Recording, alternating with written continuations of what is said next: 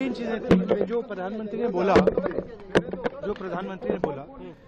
श्रद्धांजलि नहीं दी प्रधानमंत्री ने, मगर जो युवा कुंभ में गए उनको प्रधानमंत्री से एक और चीज चाहिए, उनको रोजगार चाहिए और प्रधानमंत्री को रोजगार के बारे में भी बोलना चाहिए। Thank you. ऐसे करें कि माननीय सदस्य प्लीज मैं माननीय प्रधानमंत्री जी से आग्रह करूंगा कि वह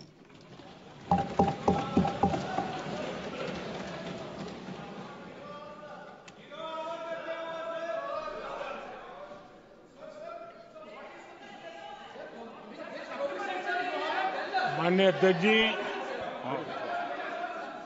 प्लीज मैं बताता हूं, अभी मैं बताता हूं, प्लीज बताता हूं मैं, प्लीज माननीय अध्यक्ष जी, माननीय अध्यक्ष जी, मैं प्रयागराज में हुए महाकुंभ पर वक्तव्य देने के लिए उपस्थित हुआ हूं।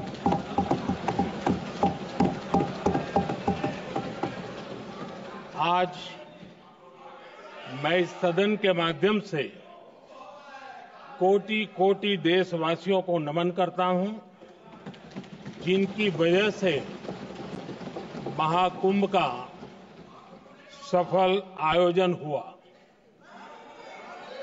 महाकुंभ की सफलता में अनेक लोगों का योगदान है। मैं सरकार के, समाज के सभी कर्मयोगियों का अभिनंदन करता हूं। मैं देश भर के श्रद्धालुओं को, यूपी की जनता, विशेष तौर पर प्रयागराज की जनता का धन्यवाद करता हूं। अध्यक्ष जी, हम सब जानते हैं गंगा जी को धरती पर लाने के लिए एक भगीरथ प्रयास लगा था। वैसा ही महाप्रयास इस महाकुंभ के भव्य आयोजन में भी हमने देखा है। मैंने लाल किले से सबका प्रयास के महत्व पर जोर दिया था। पूरे विश्व ने महाकुंभ के रूप में भारत के विराट स्वरूप के दर्शन किए। सबका प्रयास का यही साक्षात स्वरूप है। ये जनता जनार्दन के संकल्पों के लिए, जनता जनार्दन की श्रद्धा से प्रेरित महाकुंभ था।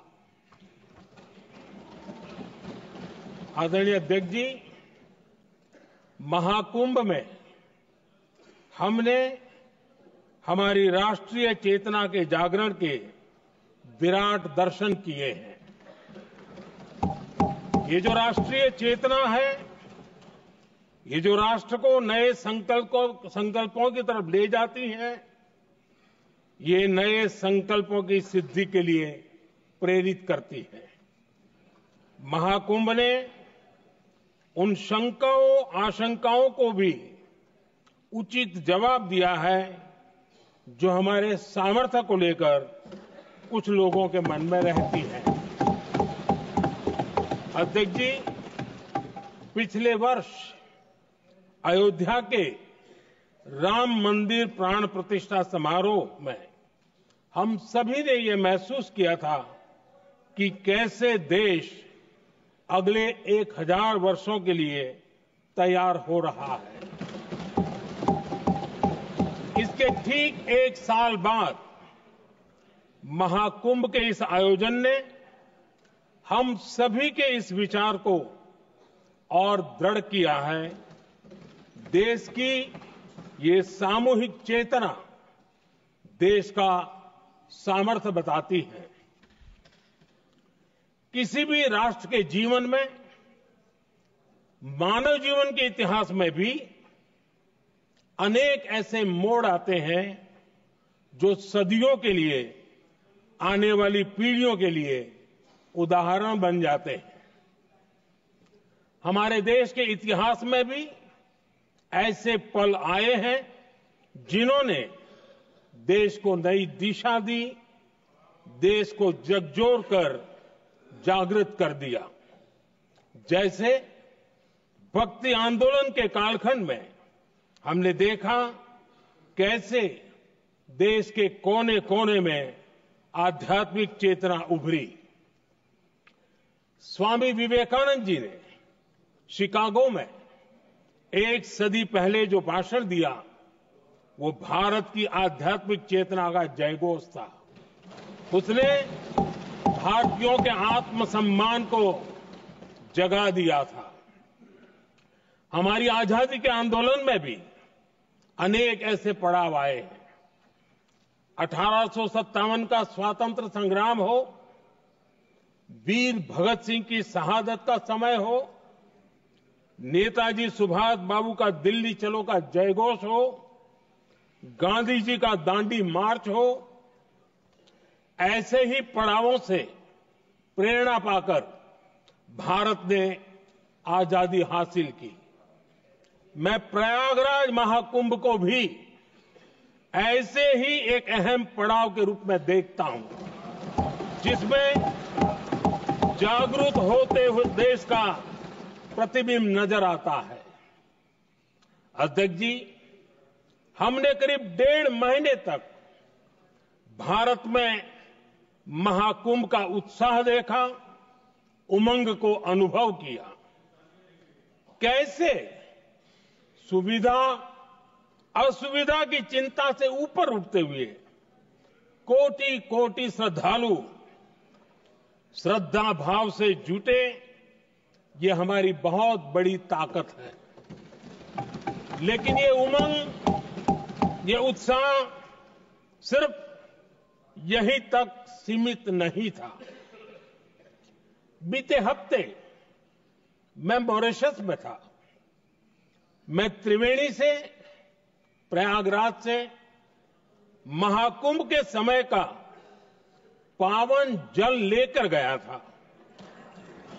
जब उस पवित्र जल को मॉरिशस के गंगा तालाब में अर्पित किया गया, तो वहां जो श्रद्धा का, आस्था का, उत्सव का माहौल था, वो देखते ही बनता था।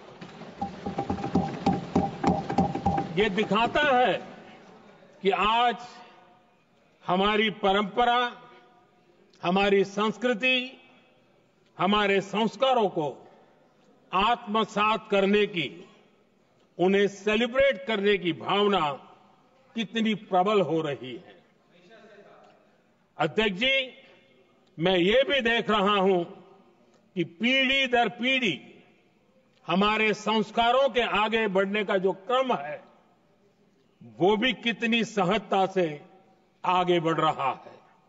आप देखिए, जो हमारी मॉडर्न युवा पीढ़ी है, ये कितने श्रद्धाभाव से महाकुंभ से जुड़े रहे, दूसरे उत्सवों से जुड़े रहे हैं। आज भारत का युवा अपनी परंपरा, अपनी आस्था, अपनी श्रद्धा को गर्व के साथ अपना रहा है। अध्यक्ष जी, जब एक समाज की भावनाओं में अपनी विरासत पर गर्व का भाव बढ़ता है, तो हम ऐसी ही भव्य प्रेरक तस्वीरें देखते हैं जो हमने महाकुंभ के दौरान देखी। इससे आपसी भाईचारा बढ़ता है और ये आत्मविश्वास बढ़ता है कि एक देश के रूप में हम बड़े लक्ष्यों को प्राप्त कर सकते हैं। अपनी परंपराओं से, अपनी आस्था से, अपनी विरासत से जुड़ने की ये भावना आज के भारत की बहुत बड़ी पूंजी है। अध्यक्ष जी, महाकुंभ से अनेक अमृत निकले हैं। एकता का अमृत इसका बहुत पवित्र प्रसाद है। महाकुंभ ऐसा आयोजन रहा जिसमें देश के हर क्षेत्र से, हर एक कोने से आए लोग एक हो गए। लोग अहम त्याग कर वयम के भाव से, मैं नहीं हम की भावना से प्रयागराज में जुटे। अलग अलग राज्यों से लोग आकर पवित्र त्रिवेणी का हिस्सा बने। जब अलग अलग क्षेत्रों से आए करोड़ों करोड़ों लोग राष्ट्रीयता के भाव को मजबूती देते हैं तो देश की एकता बढ़ती है। जब अलग अलग भाषा बोलियां बोलने वाले लोग संगम तट पर हर हर गंगे का उद्घोष करते हैं तो एक भारत श्रेष्ठ भारत की झलक दिखती है। एकता की भावना बढ़ती है। महाकुंभ में हमने देखा है कि वहां छोटे बड़े का कोई भेद नहीं था। ये भारत का बहुत बड़ा सामर्थ्य है। ये दिखाता है कि एकता का अद्भुत तत्व हमारे भीतर रचा बसा हुआ है। हमारी एकता का सामर्थ्य इतना है कि वो भेदने के सारे प्रयासों को भी भेद देता है। एकता की यही भावना भारतीयों का बहुत बड़ा सौभाग्य है। आज पूरे विश्व में जो बिखराव की स्थितियां हैं, उस दौर में एकजुटता का ये विराट प्रदर्शन हमारी बहुत बड़ी ताकत है। अनेकता में एकता भारत की विशेषता है। ये हम हमेशा कहते आए हैं, ये हमने हमेशा महसूस किया है और इसी के विराट रूप का अनुभव हमने प्रयागराज महाकुंभ में किया है। हमारा दायित्व है कि अनेकता में एकता की इसी विशेषता को हम निरंतर समृद्ध करते रहें। अध्यक्ष जी, महाकुंभ से हमें अनेक प्रेरणाएं भी मिली हैं। हमारे देश में इतनी सारी छोटी बड़ी नदियां हैं। कई नदियां ऐसी हैं जिन पर संकट भी आ रहा है।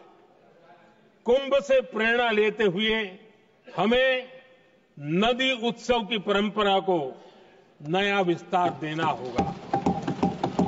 इस बारे में हमें जरूर सोचना चाहिए।